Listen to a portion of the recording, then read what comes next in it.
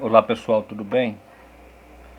Gente, eu quero falar hoje acerca do novo nascimento, porque é uma coisa que ela não é inspecionada ou dita. Quando eu falo inspecionada, é porque ela não é pesquisada num ponto de vista escriturístico, bíblico. Então há um, um grande engano, vamos dizer assim, de pessoas que acharem que para serem salvos ele precisa passar por uma denominação, o que não é verdade. Não estou falando que não devamos congregar, mas se ausentar de uma denominação e falar que perdeu a salvação porque não congrega lá, isso é antibíblico e nem mesmo um teólogo que realmente estudou as escrituras, que não foi meu caso, né? Meu professor é o Espírito Santo e eu leio a palavra de Deus e busco orientação divina para vir entender. Então o que eu vejo, até porque minha conversão não foi, eu não participei de instituição nenhuma, foi lendo a palavra de Deus em casa e a conversão veio por intermédio de um sonho que o Senhor apareceu para mim nesse sonho. Eu tinha 23 anos na época, hoje eu tenho 49. Então é o seguinte, o que eu quero falar, o novo nascimento, ele é um processo que vem do alto. O apóstolo Paulo falou em relação à circuncisão, que ele estava dialogando sobre a circuncisão, ali em Corinto, e também fala sobre isso em Romanos, se eu não me engano, mas em especial 1 Coríntios. Ele fala que a circuncisão e a incircuncisão, ela não é nada. Você tem que ser uma nova criatura, isso é. Se você não nasceu de novo, não adianta a circuncisão no caso dos judeus. Se você não nasceu de novo, não adianta você ser católico, adventista, mórmon, testemunho de Jeová, assembleano, congregação cristã, universal, a instituição que você quiser, a denominação que você quiser. Se você não nasceu de novo, mas qual que é o problema e o risco da instituição cristã, da denominação? Qual que é o risco? É impregnar na mente da pessoa que eles têm que estar lá dentro para que essa salvação seja uma realidade e andar de acordo com os parâmetros que aquela instituição, o líder daquela instituição, colocou como necessário para a salvação. Veja bem que Jesus chamava os fariseus, os saduceus, os herodianos, os mestres da lei, de sepulcro caiado, de filho do diabo. E eles eram o quê? A liderança religiosa que era aclamada pelo povo da época. E por que o Senhor Jesus falava daquilo? Porque Jesus sabia do coração deles. E que não tinha nada de Deus dentro deles. O próprio Jesus falou, se vocês fossem de Deus, vocês me amariam. Porque eu vim de Deus. Mas bem saber que vocês não são de Deus, vocês são filhos do diabo e faz a vontade dele desde o princípio, porque ele é mentiroso e pai da mentira. E ele foi mais longe ainda falando, a vocês examinam as escrituras e procura ter nela a vida eterna. E ela testifica de mim. E vocês não querem vir após mim para ter vida eterna. Quer dizer, o novo nascimento não é simplesmente ele estudar as escrituras, mas era estudar de quem as escrituras falavam. E a velha aliança testificava daquele que havia de vir.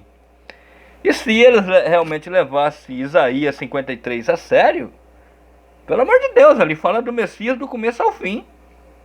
Né? E eles não creram. E na verdade eles não creram pelo quê? Porque estavam esperando um Messias judeu que tirasse eles do jugo de Roma e que estabelecesse o reino na terra, onde fosse reinado por intermédio desse Messias e consequentemente eles, e que todas as nações se tornariam escravas deles, né? Mas o Senhor não veio para ser simplesmente o Messias de Israel. Ele era o Cordeiro de Deus que tirava o pecado do mundo. Tanto que João falou que por causa disso, o que João falou? Veio para o que era seu, mas os seus não receberam. Mas todos quantos o receberam, deram-lhe poder de serem feitos filhos de Deus, a saber os que creem no seu nome, o qual não nasceram da carne nem do sangue, né, mas do Espírito. Então aqui em João 3, a conversa que o Senhor Jesus teve com Nicodemos, havia necessidade desse novo nascimento. Isso é uma nova criação que viesse do Espírito, porque a natureza adâmica não tem como, ela tem que morrer. E outra natureza tem que reinar dentro do cristão. Depois do novo nascimento, você tem duas naturezas dentro de você. A adâmica, a caída, que é a adâmica, e a divina, que vem do Espírito pela fé em Jesus Cristo. Então Jesus fala com ele aqui em João 3, e havia entre os fariseus um homem chamado Nicodemos, príncipe dos judeus. Este foi ter de noite com Jesus e disse-lhe: Rabi, bem sabemos que és mestre vindo de Deus, porque ninguém pode fazer esses sinais que tu fazes se Deus não for com ele. Jesus respondeu e disse-lhe: na verdade te digo, que aquele que não nascer de novo não pode ver o reino dos céus. Ó, a primeira vez Jesus falou que aquele que não nascer de novo não pode ver o reino dos céus. Agora presta atenção na segunda vez que Jesus fala isso. Disse-lhe Nicodemos: como pode um homem nascer sendo velho? Pode, porventura, tornar a entrar no ventre de sua mãe e nascer?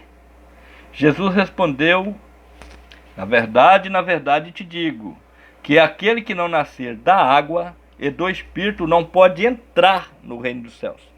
A primeira vez o Senhor Jesus falou: aquele que não nascer de novo não pode ver. E na segunda vez o Senhor Jesus falou: aquele que não nascer da água e do Espírito. Qual é a água que o Senhor fala aqui? É a palavra dele. Porque o Senhor Jesus diz: quem crê em mim, como diz as Escrituras, rios de água vivas fluirão do seu ventre, e este saltará para a vida eterna.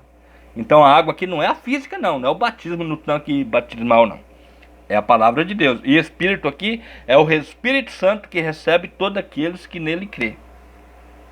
O que é nascido da carne é carne, o que é nascido do Espírito é Espírito. Não temerá vista, dito: necessário vos é nascer de novo.